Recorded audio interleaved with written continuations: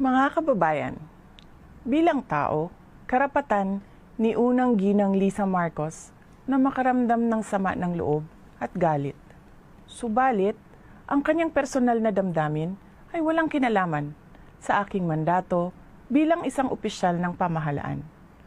Upang makausad tayo, iiwan na natin sa isang pribadong pag-uusap sa pagitan lamang namin ni Pangulong Bongbong Marcos Jr. ang mga susunod na hakbang.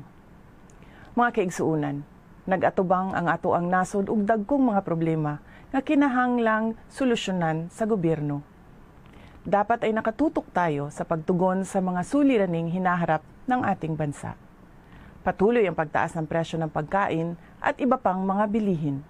At ito ay mas nagpapahirap pa sa dinaranas na gutom o kawalan ng sapat na pagkain ng mahihirap nating kababayan.